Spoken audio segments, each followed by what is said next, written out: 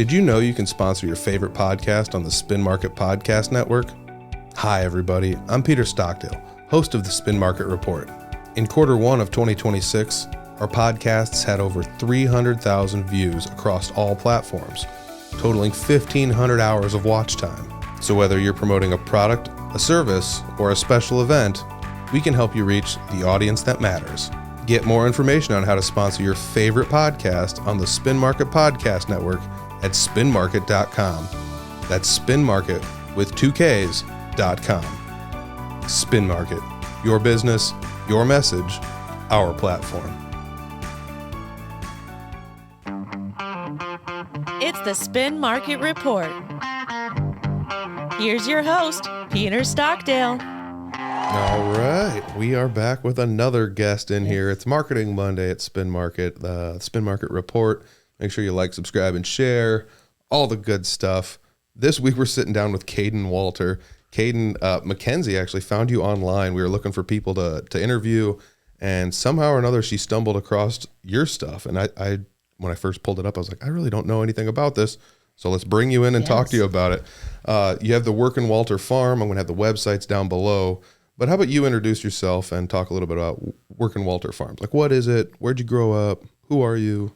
Yeah, absolutely. Happy Monday, everybody. My name is Kadin Walter. I am from Armstrong, Iowa, student now at the University of Northern Iowa there in Cedar Falls. And I operate what is called Workin' Walter Farms. And we've got a variety of different businesses all centered around the pork industry. And predominantly our most popular one, as Mackenzie probably found online, is our snack stick and jerky company. And the way that works is we work with 100 different independent Iowa producers. So think of your family farms or small little operations all around the state, and we take their excess cuts of pork that would be harder for them to market out of season. So think kind of your holiday hams. Now we're in June, July, August. Very hard to very difficult to market. So we take those in, turn them into a value-added snack line, and pay our producers a break-even plus. So no matter the time of the year or where the market's at, our producers are always making money. Wow. I am just so impressed to hear all this story today. I can't wait. No, thank you so much. I'm so excited to be here at Spin Market and to get to share it with you guys. So have you always been involved in agriculture? Did you grow up on a farm? Like, how did that all work? So the interesting part of my story is actually both of my parents are public school educators.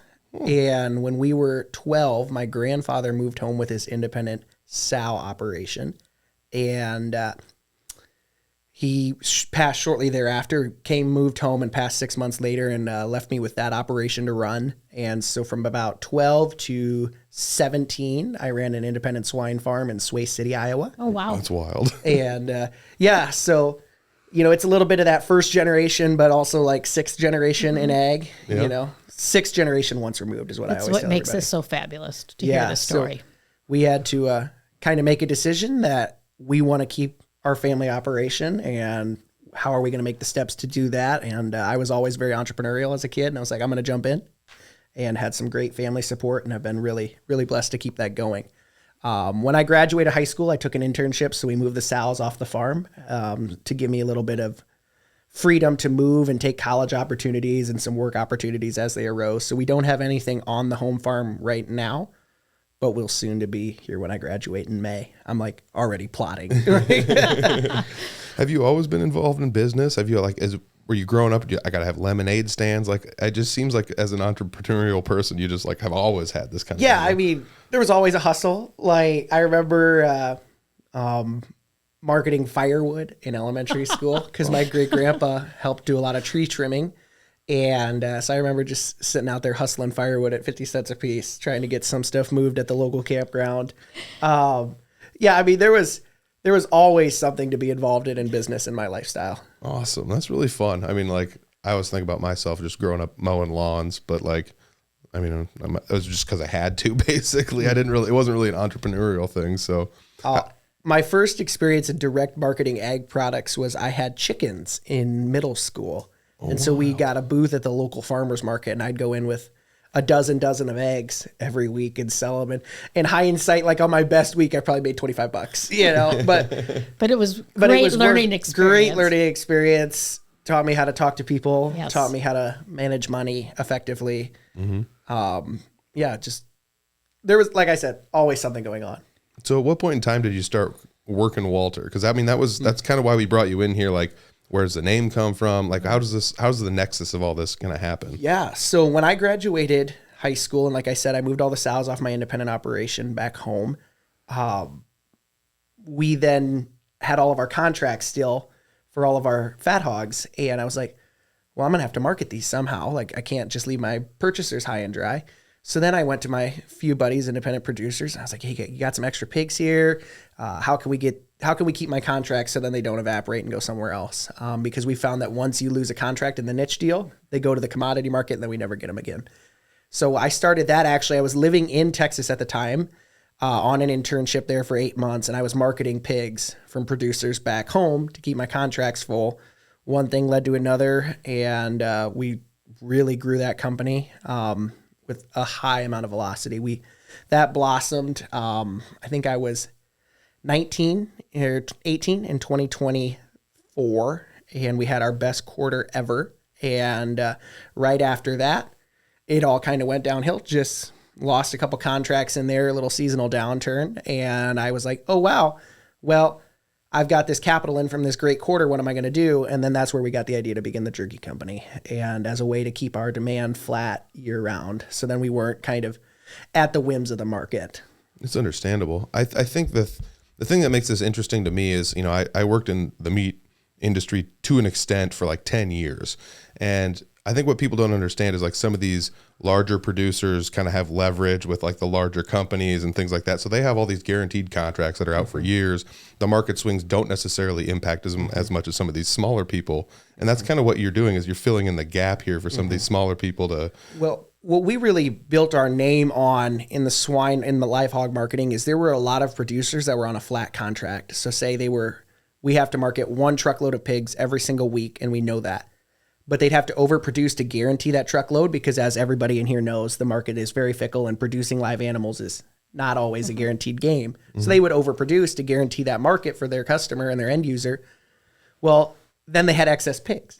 And when we work with these niche producers, oftentimes the cost to produce a niche pig is higher than the commodity market. So if they had to spin those back on the commodity market, they would take a big haircut and lose a lot of money. So we made a name with marketing those to our already existing end users. And then we were able to guarantee them that break even plus, same as we do with the snack sticks and jerky. So that's so cool. A lot of minimizing waste is what we try and do. Minimize waste in the market and minimize waste in live hogs. I try and have my end goal with this is to have no niche pork ever go back on the commodity market. Oh, that's very interesting. I mean, like, to be thinking of all this stuff as a teenager or like late stage teenager, it's kind of mind blowing, especially when this wasn't something your parents did. It's skipped a generation to be able to absorb all this stuff and have the desire to do it. What were some of the biggest challenges when you started all this? Access to capital. Okay, yeah. When we're negotiating, I'll never forget, we bought 10,000 pigs in 1 month in that early 2024 when we were rolling. And, okay, well, now we've got, I don't even want to say the number because it's high, but a big amount of accounts payables coming in. How do we balance those with our receivables coming in and making sure everybody gets paid in a timely manner? And a lot of our producers were very gracious with pay periods, knowing that they were working with an 18-year-old, and been very blessed with great relationships with independent producers. But there were some real sleepless nights. Like, am I going to get this check in the mail before this one has to go out? And Yes. But I'll never forget negotiating for a line of credit for the first time, and the relief that gave me when we had that. Oh, it was a lot of really good nights of sleep after that. Yeah, I mean, we had talked with was it the Iowa Small Business? What's the name on that?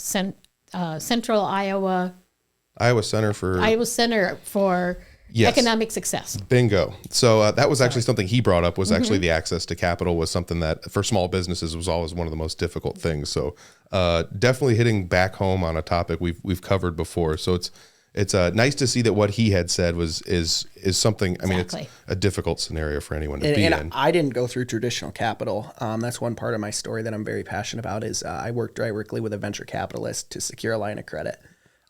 So I didn't go through the typical bank source, and but they are willing, when they go with you, they know that there's a risk already, and but they see the potential on it. Some with the bank or typical, is so much based on A spreadsheet and ROI. Yes, That's all it is. Exactly. And there's no, if you can't answer it and if your ROI isn't in the right place, they're just not going to go with it. Where venture capital can say, some of it's your drive and your personality that plays a part of it. And they were an existing producer relationship for us that had cool. access to liquid capital. And, so it was, hey, well, we're marketing a lot of your pigs and we're marketing some for these other people. And, you want to help us out here a little bit? Absolutely. And they've been very gracious and thankful that we have built up enough where we don't have to pull on that resource anymore. But it was fun while it lasted. Yeah. Oh, absolutely. So that's like one of the challenges. What about some of the successes you had early on? What were some of the things where when you first started, you were like, oh, this is really going to catch on. This is going to take off. My motto always was when we were really rolling, I want to make enough money during the week that I can go to the Mexican restaurant with my girlfriend and my brothers and we could just have a great evening. Like I've always measured my success, not in the financial, but number one in security. So I feel very secure in my spending. And number two, in the good we can do for our community. And I'm very passionate about the good we can do for our independent producers. So I have at times even taken less than what I probably should. And at times even lost money to guarantee success for our independent producer. Because at the end of the day, if we sacrifice that part of our business, how can we be successful at all? I mean, that's really fun because one of the next questions I have is how important is your reputation in this line of work? And I think you kind of grazed over it there. I mean, yeah, the most important. If people didn't know that we were sound with our finances and they were worried about getting paid, I wouldn't have a business. And at great personal expense sometimes have guaranteed markets for some of these producers that maybe I shouldn't have, but it all works out in the end. Yeah, I was gonna say it's still those learning aspects on there. We're gonna sidetrack just a little bit. When I went on your website, I had read some stuff about Berkshire pork. Absolutely. Can you tell me a little bit more about that, maybe? Yeah, so I'm very passionate about Berkshire pork. That's our number one niche pork that we work with. Cool. Berkshire pork is actually a black breed of pigs. So they're all black with what we call 6 points of white. So their snout is white, 4 legs are white, and the tip of their tail is white to make up their 6 points. And they're the world's oldest hog breed. Mm-hmm. And they have blown every other breed out of the water when it comes to meat quality for the last 40 years. And so much to a point where in the 90s and 2000s, they were actually marketed as Berkshire Gold pork. Okay. And now that program has since disappeared. There's a lot of discussion in the Berkshire industry. Like, are we targeting the Wagyu? Like, are we trying to be Wagyu of pork? I've always lived under the mantra that we should be the Angus of pork, where we're a premium product, but we're still approachable for the average consumer. And that's what I think we've done, where we price our snack sticks and jerky, because we're not competing necessarily with the pork market there at all. We're in that beef market. And we always say you can get the best of pork for less than the price of beef. And that's where we want to be. And very passionate about Berkshire pork, and I've got all the science to back it up why I think it's the best pork in the world.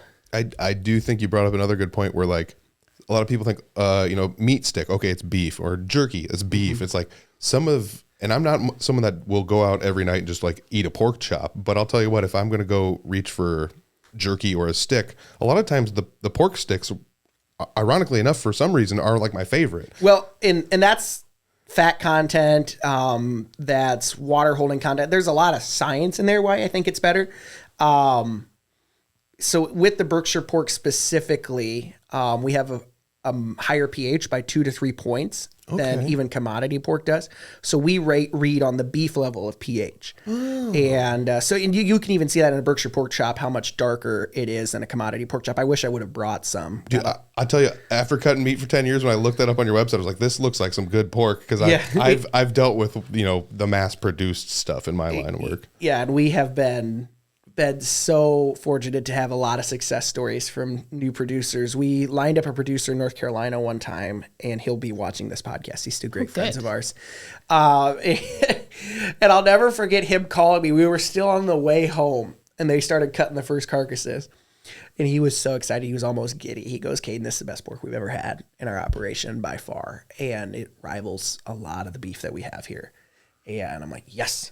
You've done something right. Yep. But yeah, so we always reach for a pork stick. That's our number one mantra. And we have a lot of people that come up to us and say, oh, Kadin, when's the new beef stick flavor coming out? I'm like, I've never in my life sold a beef stick.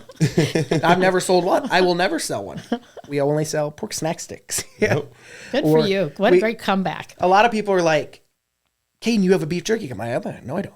No, I have a pork jerky company. Yep. And it's better. And I promise you it's better. Try it one time and you'll never think beef jerky's better. Yeah. Very passionate about it. That was mind blowing to me. I remember growing up and just the first time I ever had a pork jerky, I was just like, what? I didn't think it was going to be this good, and it's better, than beef jerky in the brand that I had bought it in, and it was like that's really interesting. So, what we haven't done too much of is we do have some samples here. I don't know if we'll eat any on camera. Sorry, here. you can't taste them from a distance. You can just stick your nose close to the camera. Maybe you can smell them. Or imagine. So you talk about smell. I have a student office at our incubator space at UNI, and I have one office that's just for warehousing and fulfilling our product. And they call it the smokehouse because you open the front door of that and it just wafts into the main room there. And it's their favorite room to take people on a tour because I leave samples out. But they can smell the sample. They can smell it. You walk in the door and my door's open. You can smell it from the other side of the room. That's awesome. This is thousands of snack sticks there. So. Yeah. So I will say, if anybody, I'm going to put the website again down below, workinwalterfarm.com. So if you haven't seen any of this pork, check that out. There's a Facebook link on the website. I'll put that down below as well. Just kind of peruse through there and look for some pictures of this Berkshire pork. Compare it to what you've seen in a store. You're going to be amazed at the way it looks. So while we're talking about the sticks and the jerky and stuff, I did see something about a give a stick promotion type thing. What's the deal with that? I think you're giving away pork sticks. Yeah. So this is my baby. This is the thing I am most proud of. If I don't do anything ever again, this is a program. Give a Stick is our annual back to school special, and we started it last year in conjunction with KTIV News and Iowa Chill social medias. And we started what I think is a one-of-a-kind program. And for every package of jerky or package of snack sticks purchased off our website or from one of our joint retailers, we will give one to the Iowa Backpack Lunch Program as a way to support. Like I said, I have a lot of education in my background, and we've seen a big need for protein in the Backpack Lunch Program because it's like, okay, cool. Like, we're giving food to these families. They need to get a quality meal. They need to have quality nutrition available to them at all times. So last year we started it, ended up supplying a bunch to our local schools, and are trying to take that up times 10 this year. And so that actually launches September 1st. It runs the whole month of September. We're doing that in conjunction with a couple other events geared towards that elementary school age student. And we are so excited for it this year. Good for you. So if somebody buys a stick, you give a stick, or how does that work? So like I said, for every package purchased off our website, we give a snack stick package then to the Iowa Backpack Lunch Program. Cool. So you buy a bag of jerky, that's a snack stick to the Iowa Backpack Lunch Program. You buy a package of snack sticks, another snack stick. So for every individual package purchased, we give one. It's like a buy one, give one type situation. That's awesome. I like that BOGO better than buy one, get one, buy one, give one. Yeah. That's super fun. Very good. Also, I noticed your website, you can buy it just directly off your website, nice and easy. You ship them out for the most part every day of the week that are business days. I think you take weekends and holidays off for shipping, and we also do not ship on. We don't like to ship on Thursdays. We do not ship on Fridays. Sure. Okay. Because we just don't want our. Well, in the summer specifically, we get a little flexible. In the winter, we do not want our product getting warm on a postal truck somewhere. But yeah, Monday, Tuesday, Wednesday, we ship all of our product. $8 flat rate shipping gets you anywhere in the nation. Very, very, very excited about that. I actually have a lot of orders to ship when I get back into the office on Monday, and I'm so excited for that because I've taken a week off from that. But yeah, so everything is fulfilled out of Cedar Falls there, and you can order every one of our products off our website. Every one of our products is shelf stable as well, so it goes just right in a bubble mailer straight to your door. You pick it up on your doorstep on your way home from work. That's awesome. So let's talk a little bit about the marketing of all this. Has social media, helped you with any of your marketing, or what kind of marketing works best for this? How did you get into trying to market this? You got a great idea, but if nobody knows about it, that's, it's just going to sit in your back pocket. So how's the marketing work for all this? As is the ugly beast of creating a product is now to sell it. Love marketing. Yeah. As an economics major, Yes, social media marketing is huge. So about 60% of my company is direct to consumer off of that website, and we're on the TikTok shop as well. So we lump those together because they're fulfilled through the same channel. But social media marketing has been hugely influential for my company, and we are so excited. Every week we try and come up with 3 to 4 new video concepts. We've been a little slow in the summer, but during the school year we're very good. And then multiple nights a week we go live on TikTok, Instagram, Facebook, and that has really made the difference in bumping our direct to consumer market up. A lot of niche pork is always looking for that next big wholesaler, but we go the other way. We're like, well, we can make 70% margin on some of these products if we ship them direct to consumer instead of letting some middleman take 40 and then we're stuck eating the peanuts at the bottom. So social media marketing, I'm big into it. Sometimes I hate it. Sometimes I love it. It's one of those things. It's a love-hate relationship, isn't it? Evil sometimes. Evil. But whenever Facebook and I get along, we make some money. Whenever the algorithm doesn't like me, then we're way other sides of the spectrum. But we've got a lot of really cool. We just brought in actually our first hire to do marketing management and to market all of our creator partners. And we're hoping to take that nuclear this year. That's really cool. We'd sure love to help you. Yeah, absolutely. We'll have to have a really good discussion when this is done. Yeah, I mean, I think you brought it up too. It's that you can't ignore the beast of you have to market this stuff. You kind of have to be on social media. It's fun at times, and other times it's not. Sometimes when the algorithm agrees with you, it's extra fun. When it doesn't, it's kind of just like what's going on here, and why isn't this working the way it worked last week? And sometimes just having somebody there that's dedicated to do only that can help you out. The stupidest video we ever made, because it took us 2 minutes to do it. I woke up the next morning, had 60,000 likes, and I was like, uh-oh. Was there a controversy? No, it just did really well and drove 0 sales.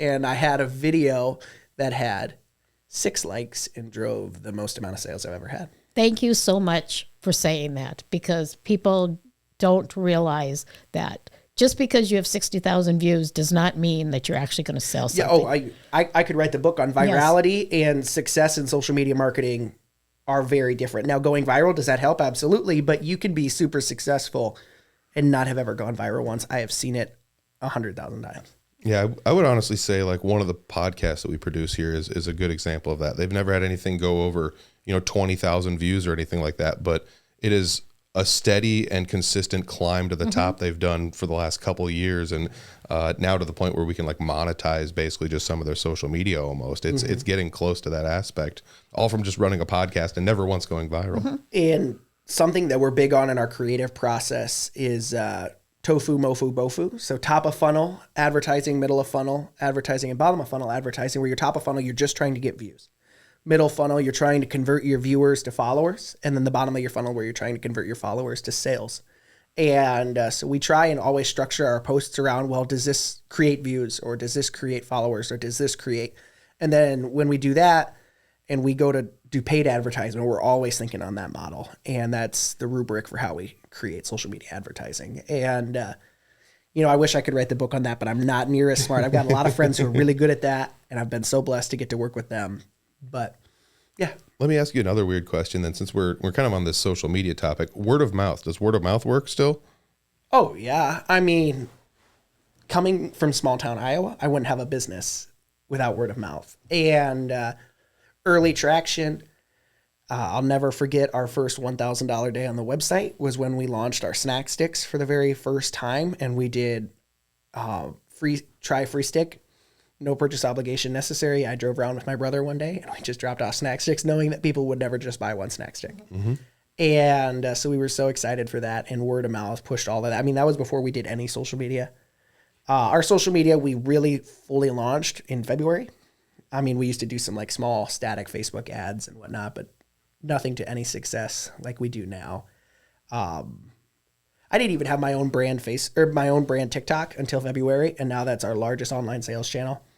So it's been incredible what that can do. I will find that TikTok link as well and put it down there. Cool. I've got your Facebook link. I think I've pulled from your website there. So we're going to collect everything, put it down below so you don't have to Instagram has been very good to us too. If you are not marketing on Instagram, you are missing out. And if you are marketing Facebook content on Instagram, you're going to lose. But if you market content specifically built for Instagram, you will win.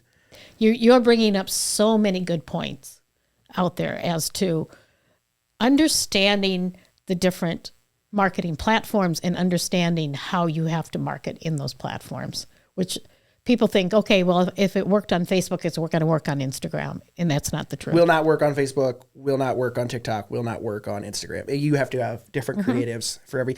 Now, can you tweak them very slightly and make them work? Yeah, but I mean, everything is, even so much as duration. We get some success out of 3 to 4 minute content on Facebook. We would never see anything on Instagram or TikTok at that level. That's all 60 seconds or less in our field of expertise. Now, in somebody else's creator niche, maybe completely different, but in ours, we've set duration limits definitely on our creative process there.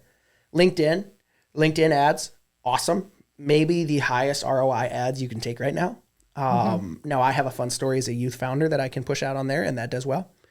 But yeah, you never know who's looking at LinkedIn because that's where CEOs go to scroll. That's right. And so if you aren't doing LinkedIn ads, also I think you're behind the curve. Big advocate for those. Yep. Yeah, I will say, if you're putting out anything organic on LinkedIn, people are going to notice it. Not to say that the pork. Now I'm not talking pork organic. I'm talking organically created media for LinkedIn. So much of the stuff on there is AI generated that I think when people scroll past it, and they're like, oh, I can actually see this is a human being talking to me. I'm in, or this is an ad. And I do not post anything on LinkedIn that does not have my face on it. Beautiful. Good job. LinkedIn is where you go to build your personal brand, and you say, this is what I'm doing. This is what we're doing at Workin' Walter Farms. This is what we're so proud of. And I love LinkedIn. Like I just made a post last week. It was because the Dean's List at UNI had just come out, and I made a post and I was like, congratulations. I did not make the Dean's List because my business grew almost 200% year over year growth this year. And so I was like, a little busy. But I saw about 40 of those. Woo, I'm so excited I made the Dean's List. I'm like, time to do an antithesis type, which is super successful content too, if you can get into that. Yeah. I mean, it's not too much different than the virality of just picking what's in the pop culture mindset nowadays and then just tagging whatever you're doing into that kind of realm a little bit. It's really kind of cool to see how you've really dove into these different social media platforms and figure out what works best for some and what doesn't work for others. Like you said, it's super easy to go into Meta Business Suite, just create a post and post it to Facebook and Instagram. I can very much confirm that what works on one does not always work on the other. Even sometimes as much as just the wording you're putting in there is going to stifle the algorithm on one versus the other. So we have a marketing advisory committee, and one of the gentlemen on there came from an SEO company. That's all they did was SEO. And he is Mr. Here are my words. This is here are keywords. Here's how this should be structured. And I'm carrying a lot of that knowledge into the Meta Business Suite. And right now, I wish we did more Meta ads.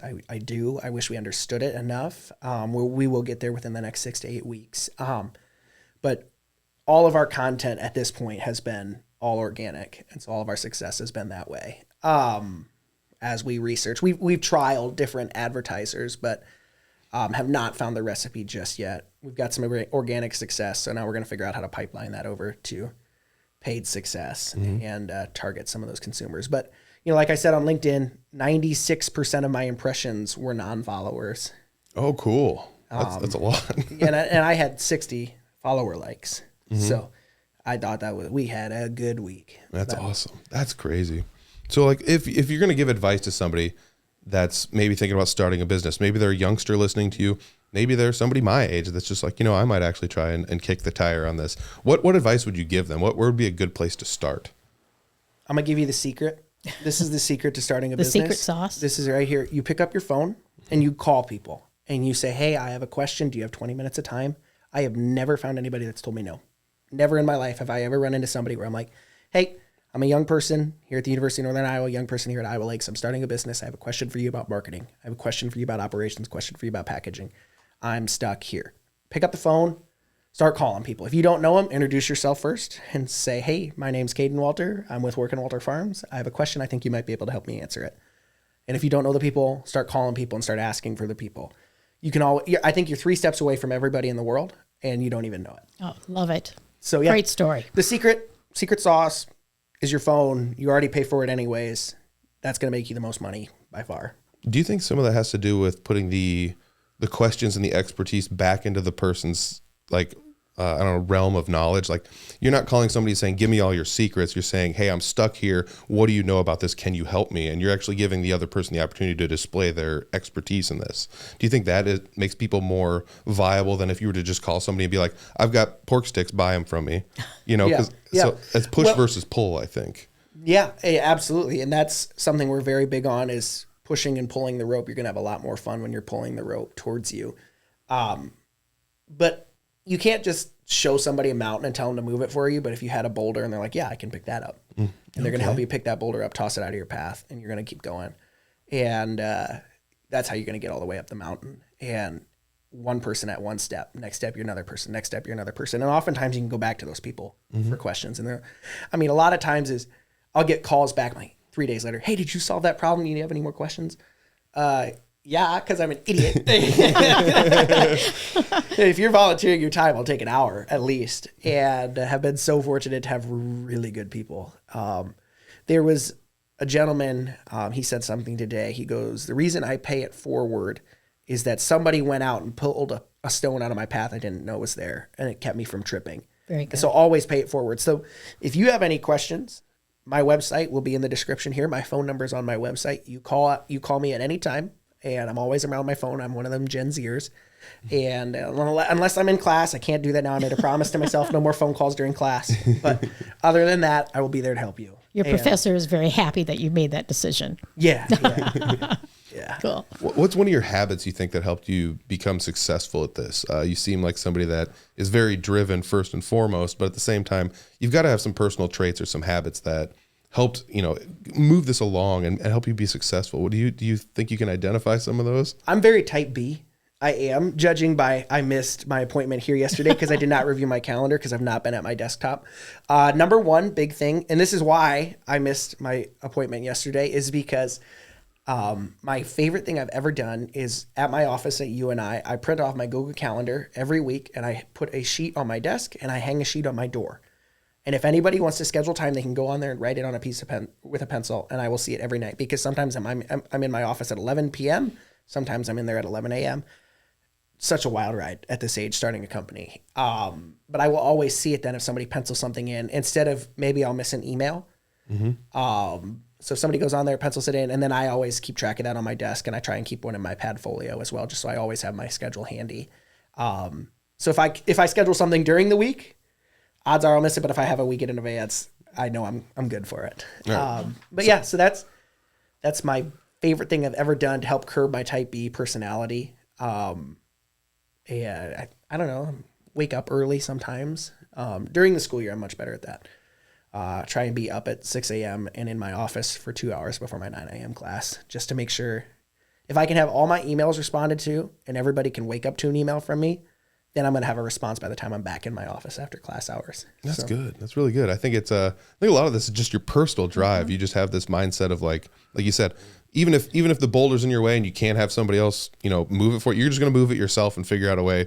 Or like, I'm just going to deviate the route and just go around the thing. Like you said, if I set this up where people come in and do pencils and they're like, well, I'm going to pencil in some time here. That's something you're going to see. You figured out a way to like overcome any of your, I don't want to call them shortcomings, but it's these things that you're like, this was a hiccup. We're going to figure out a way to get around this and mitigate this in the future. That's very big brain for somebody that's young. I want to say that. Like I live with another entrepreneur. He has now since graduated, but we live in a house literally 100 yards from our offices together. And it's a beautiful home, freshly remodeled. Above the toilet in our bathroom. So when we get right out of the shower in the morning, we see it. And it's a poster and it says, "Hustle is the only controllable pillar to success." And I look at that and I read it every single morning. And I love it.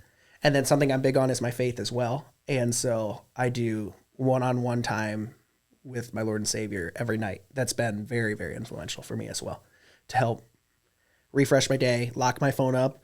Otherwise, I'll be doom scrolling in bed when I should be sleeping. I started doing more melatonin too, which helps me fall asleep. So good sleep. Yes. Another secret to success. Absolutely. But, good sleep practices. Do those. Get a nice blanket. I don't know. Whatever you got to do. But yeah.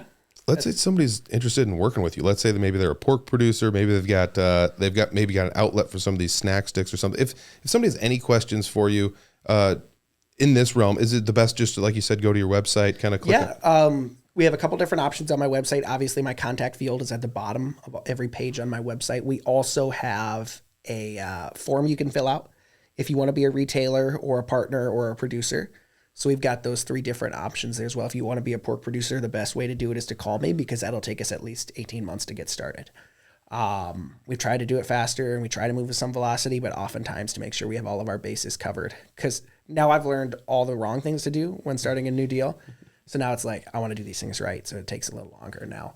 But yeah, best way obviously is to just get a hold of me, call me, email me. I check those very frequently. Second best way is to fill out that contact form on our website, and we'd be happy to get back a hold of you. I love talking on the phone. One of my favorite things to do. So call me with any questions. I do want to once again bring up the Give a Stick. That was September 1st that started. Yep, you said, September 1st. So you're going to see a lot of content on our social medias. We're going to update the banner on our website.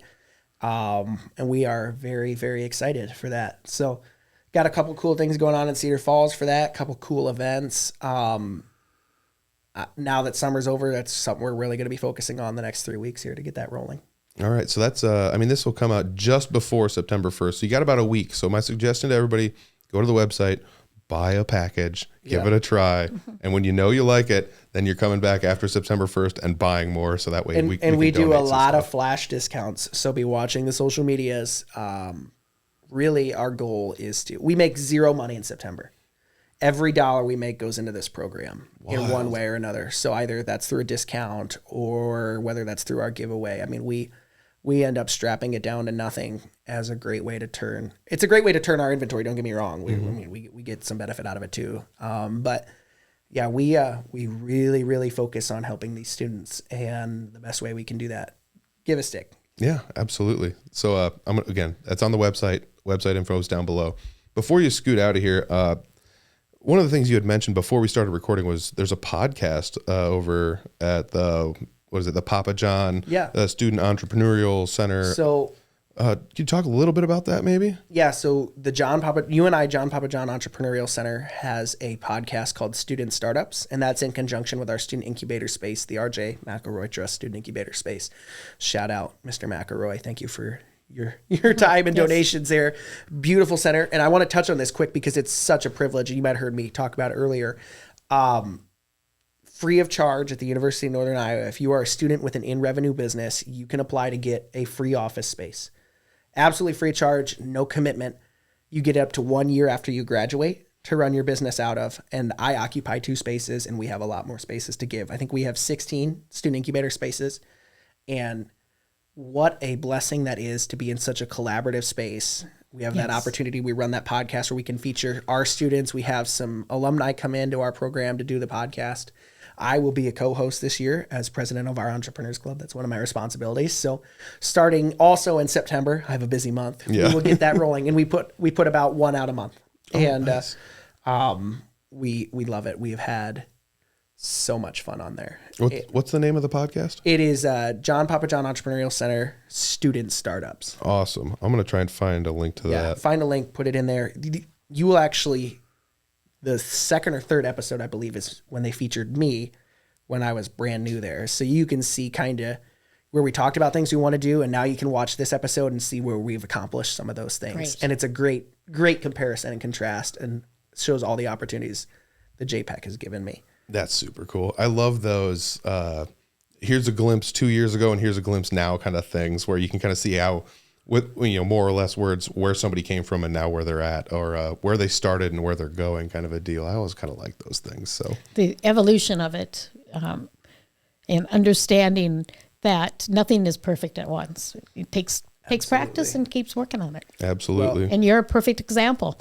One thing I want to touch on, our snack sticks are actually getting a rebrand, and our jerky is getting a rebrand for our retail outlet. Oh. We're getting in a major retail outlet here. I can't discuss yet because it's not papered yet, but once it is, we'll come back. I'm sure. But we are rebranding to Flyover Snacks after our September giveaway. Okay. And we are so excited to get that launched at a major retailer near you. So that's a fun name. And what was it again? It'll be called Flyover Snacks. So if you see that here, we live in a flyover state. I bought the domain, so I can say that now. That's awesome. Trademark pending still. Yeah. But yeah, so we if you see that in a major retailer, that is all the same products. We are just Excellent. putting a retail friendly name on it. That's awesome. That's we super are fun. We have so much new packaging coming out. One thing I'm going to share with this, because this is the most exciting event I have for Give a Stick.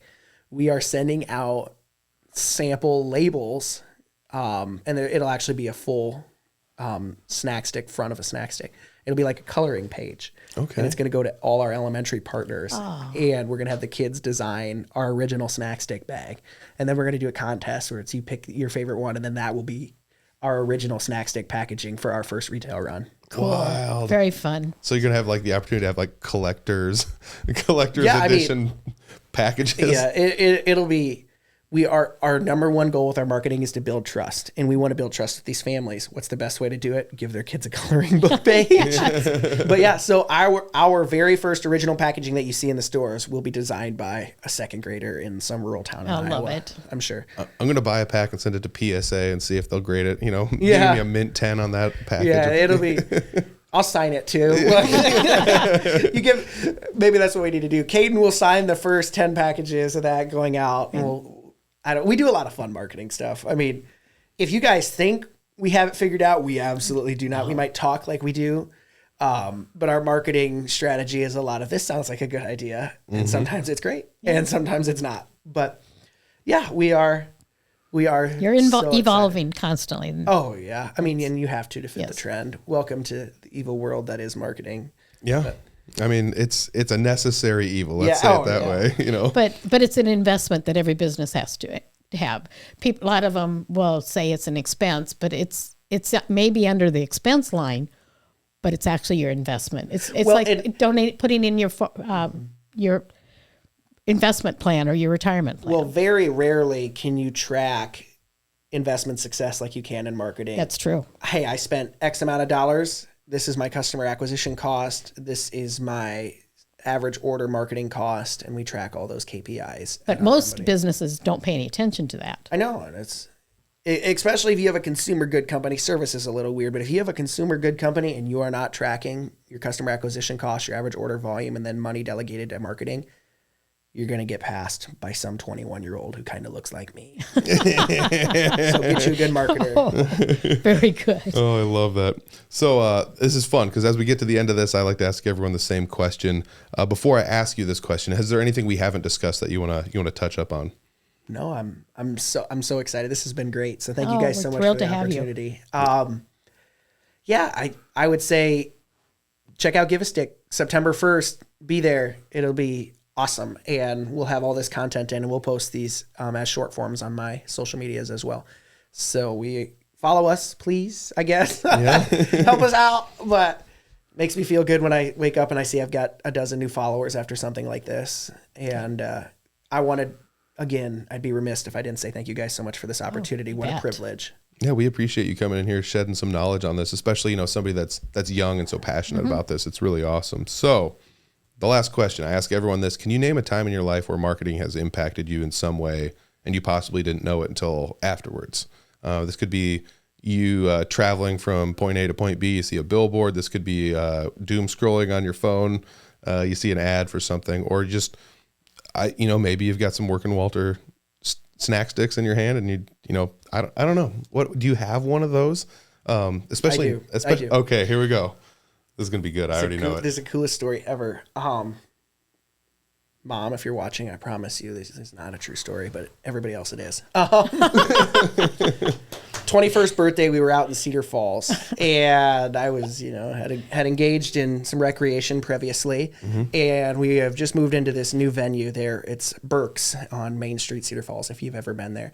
And I'm sitting there next to one of my very best friends in the world, Scott Barak, who owns Iowa Chill. And this gentleman comes up behind me, and he sees Scotty, and he goes, you're from Iowa Chill. I'm like, yeah. And he's like, yeah, 3.5 million followers. I think you'd recognize that guy. And then he turns to me, gives me a hug. He goes, you're the meat man. And Scotty goes, oh, was that one of your friends from class? I'm like, Scotty, I got no clue who this is. That's awesome. Somebody had seen our marketing and recognized it. And that was the very first time in my life that our marketing, this is 2.5 months after pushing out our new social media. It's the first time I had ever been recognized by somebody I did not know. and I was with one of my heroes and best friends, Scott Barak, and he's going to watch this and he's going to say, this is, Kadin, you're over talking me, but he's one of the coolest guys I know. So what a privilege that was. Dude, Excellent. That's super wild. I will say this. I don't know if I would recognize him if I saw him in person, just because all I see is the memes for the most part. I've seen a couple of times where he's like interviewed and talked to people. And He is a Cedar Falls hero. So a lot of people in Cedar Falls know who he is just from events and speaking events. We bring him actually into our center 3 different times over the semester to speak about. He's an alumni. So we actually, so Scott 10 years ago was in the same office I'm in now. Oh, wild. So that's super cool. Yeah. So that's, love the Iowa connection. Chill started in the same room that I'm growing flyover and working Walter Farms in. He left some great stuff behind for you. Some good vibes Vibes back on there. there. And yes. I meet with him for lunch 2 to 3 times a week when I'm in Cedar Falls. So That's so cool. That's so fun. A little small connection to Iowa Chill here on this podcast episode. That was not on my bingo card for this. I will say that for sure. Well, There was a lot of things that weren't on my bingo card for this meeting. yeah. So great guy. He's definitely one of my marketing heroes. But yeah, go buy a snack stick, bag of jerky, support Give a Stick here in September. We are so excited. And if you want to ask me my favorite flavor, it's cheddar. That's a lie. It's actually pepper jack jalapeno. Cheddar's our number 1 seller. Is that what this That's is? what that is. Pepper jack jalapeno? Pepper jack jalapeno. That's what I brought in. All right, we're busting these out. But yeah, so I always tell people it's cheddar because that's our number 1 selling SKU. Cool. But yeah, we've got a lot of new flavors rolling out. September 1st, we're rolling out ham and cheese. I can say this because this won't be live till then, but we're doing ham and cheese snack sticks and ham and pineapple snack sticks. Oh, wow. So Hawaiian snack sticks is what we're calling them. Very first on the market, made with 100% purebred pork. So That's super cool. Kadin, we've got one other thing for you over here. Just we'll let Cheryl go through this one. This is Buster the Bulldog, and we are bulldogs to get you digitally online. okay. And we always ask our guests, give Buster just a little rub for luck. Boy. And as you can tell, his head's gotten really shiny, so there's a lot of luck in there. Thank you very much. Yeah, man. Thank you for this. This is very eye-opening, and Excellent. this is definitely something that anybody can benefit from listening to. So Good thank find, you very Mackenzie. much. Good find. Thank you guys so much for having me. What a privilege, like I've said. This podcast is produced by Spin Market and Digital. Located in Fort Dodge, Iowa, Spin Market's highly skilled team can help you increase your market by updating your website, improving SEO, designing advertisements, and producing podcasts that will grab the attention of your market. Contact Spin Market today for all your digital marketing needs at Digital Agent at spinmarket.com or call us at 515-302-8026. And to learn more, visit our website at www.spinmarket.com. That's Digital Agent at spinmarket.com or 515-302-8026. Or visit our website at www.spinmarket.com.